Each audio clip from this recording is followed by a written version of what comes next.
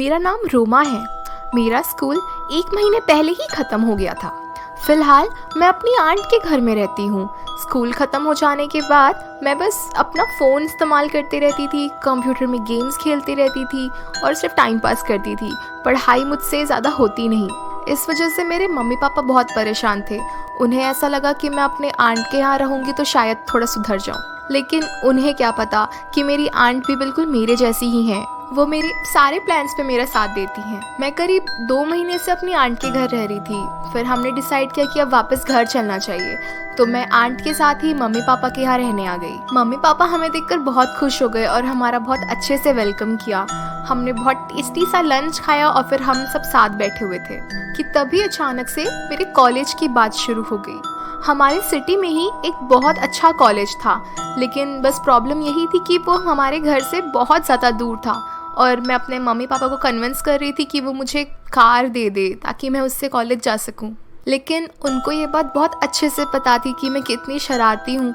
इस वजह से उन्होंने मुझे कार देने से साफ मना कर दिया और मेरा चेहरा उतर गया। ये देखकर मेरी आंट को बिल्कुल भी अच्छा नहीं लगा, तो उन्होंने मम्मी पापा को बहुत मुश्किल से कन्विंस किया कि वो मुझे कार चलाना सिखा देंगी और मुझे कार दे दे। मम्मी पापा को ये चीज़ शुरुआत में बिल्कुल पसंद नहीं आई, लेकिन फिर आखिर में वो मान ही गए, ये सोचकर कि आंट मेरे साथ रहेंगी तो मुझे क्या होगा। जब वो मान गए तो मेरी खुशी का ठिकाना ही नहीं था। हमने तुरंत ही डिसाइड किया कि अगले दिन से हम कार सीखने जाएंगे। रात में मम्मी और आंट ने किचन में बहुत टेस्टी खाना बनाया और हम सब ने पेट भर के खाया और हंसी मजाक किया।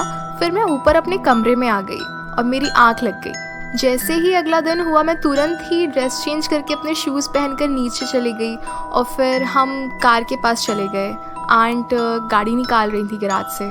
आंट मुझे एक ऐसी जगह ले गई जहाँ पर बहुत कम गाड़ियों का आना जाना होता था, ताकि मैं आसानी से गाड़ी चलाना सीख सकूं। पहले ही दिन उन्होंने मुझे गाड़ी को पीछे और आगे करना सिखाया और मैं बहुत जल्दी सीख रही थी। ये देखकर वो भी बहुत ज़्यादा इम्प्रेस हो गई थी और उन्हें भी मुझे गाड़ी चलाना सिखाने में बहुत मज़ा आ रहा था। जितनी भी बेसिक इन्फॉर्मेशन होती है मैंने वो सारी अपनी आंट से सीख ली और उन्होंने भी बड़े इंटरेस्ट के साथ मुझे सिखाया। हमारा समय कब निकला हमें पता ही नहीं चला कि कब 2 घंटे बीत गए।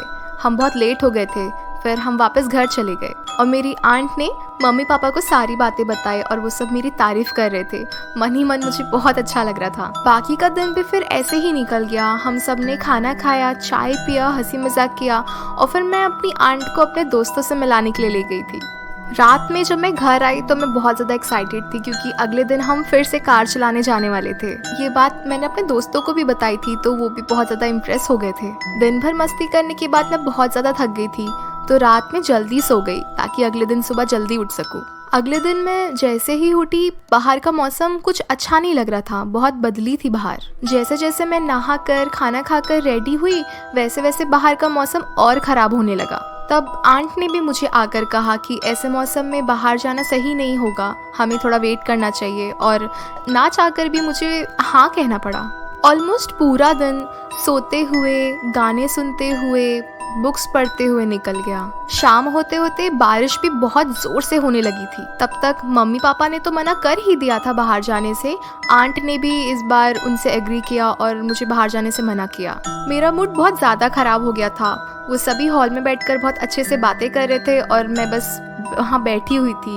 इवन खाना खाते समय भी मेरा मन नहीं लग रहा था। ये सारी बातें मम्मी पापा ने तो नोटिस नहीं किया, लेकिन मेरी आंट मुझसे बहुत प्यार करती हैं, तो वो ये सब नोटिस कर रही थी। पूरा दिन वेस्ट होने के बाद मैं अपने रूम में आ गई और तभी भी बारिश रुकी नहीं थी। वो बहुत ज़ोर से हो रही थी और मैं यही सोचकर सैड हो रही थी कि अगर कल भी बारिश ऐसे ही होती रही तो शायद मैं कल भी ड्राइविंग पर नहीं जा पाऊंगी। ये सोचते हुए मैं सोने ही जा रही थी कि तभी आंट मेरे रूम में आ गई।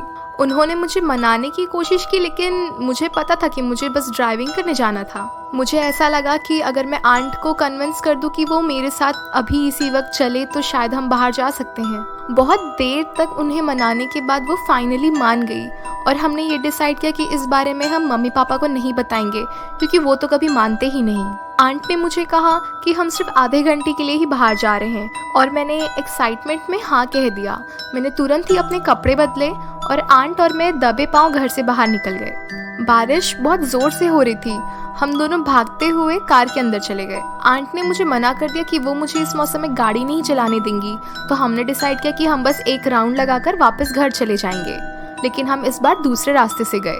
दूसरे रास्ते में बहुत ज़्यादा अंधेरा था, लेकिन हम फिर भी चले गए और वहाँ करीब 1 किलोमीटर गाड़ी चलाने के बाद हमारी गाड़ी ख़राब हो गई। हम दोनों ने बहुत कोशिश की उससे वापस स्टार्ट करने की, लेकिन वो हो ही नहीं रही थी।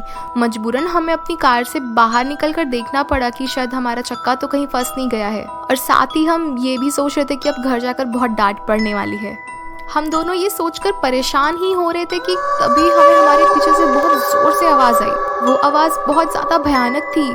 हम बहुत डर गए थे। हमने जैसे पलट के देखा तो हमारे होश ही उड़ गए। एक डरावना सा जानवर जो कि बहुत बड़ा था, हमें ही देखकर बहुत घुर्रा रहा था, जिससे देखकर हम बहुत ज़्यादा डर गए थे। उसे देखकर डर के मारे मैं वहीं जम गई थी।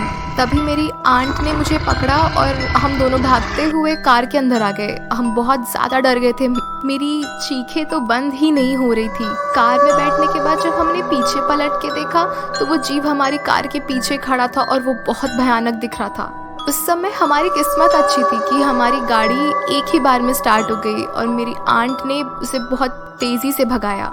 15-20 मिनट बाद हम उस रोड से बाहर आ गए और तब तक मेरा रोना भी बंद हो गया था। आंट बहुत ज़्यादा परेशान थी और उसके बाद हम दोनों तुरंत ही घर चले गए। हम बस ये भी सोच रहे थे कि बस मम्मी पापा ना उठ गए हों घर में, क्योंकि हमें घर पहुंचने में बहुत देर हो गई थी। घर आने के बाद हम तुरंत ही दबे पांव घर के अंदर आ गए और हमने डिसाइड किया कि हम इस बारे में घर में तो बिल्कुल भी नहीं बता सकते।